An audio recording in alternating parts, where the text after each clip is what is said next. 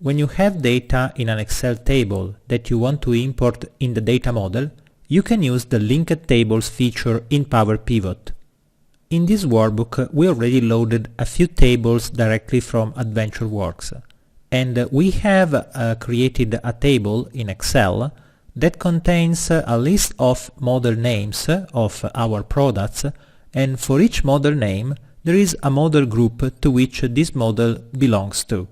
We want to use this information in order to create a new classification of the models of our products. In this case, we will have only 3 model groups, which are top, medium and low.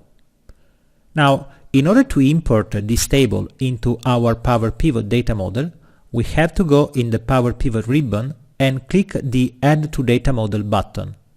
Once the import operation is completed, you will see that in the Power Pivot window you have a models table. This name comes from the name of the table in Excel. Don't confuse this with the worksheet name, and we will see this better in a few moments.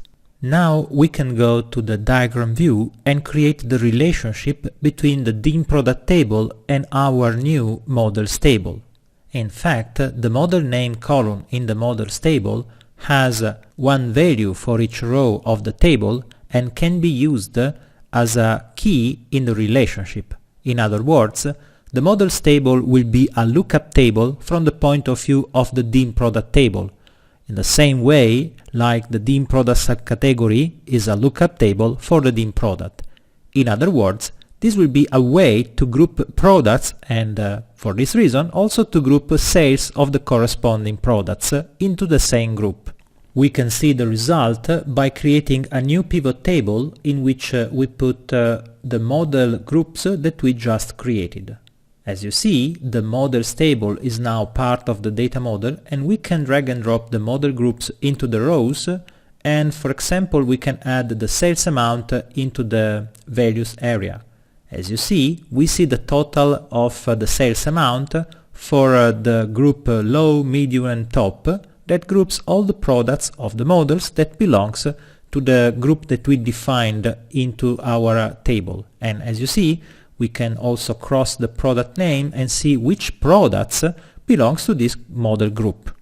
It is important to remember that since the models table can be changed in its content in Excel, as soon as you refresh the content of the models table in Excel, you can also refresh the content of the Power Pivot table, and so also the result of this pivot table. There is another important consideration about the name of the table in the data model. This model's name seems the same name of the table that we have in the data model. However, this is not entirely true. In fact, if we rename this name as model groups, for example, what we expect is that we will see the same name in the pivot table. However, if we go back to the pivot table and try to refresh the pivot table itself, we see that this name does not change. Now, the reason is that the name that we see there is the name of the table in Excel. In fact, if we change this name to model names, first of all we get an error because we cannot use spaces inside the name of the table. But once we use a name like model names as a single word, you can see that this table name appears in pivot table fields as a table. So this is the right way to rename the table. Renaming the table name in Excel, not in Power Pivot. I suggest you to do this renaming operation before importing the table in the Power Pivot data model and not after that. The last consideration is about what happens if you try to import the same table twice into the data model.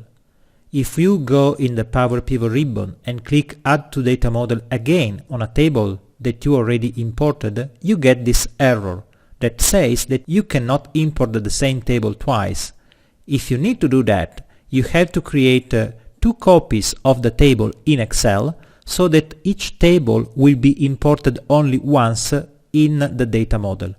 For this reason, you also need to create 2 tables with 2 different names in Excel so that you will have 2 different table names in the data model too.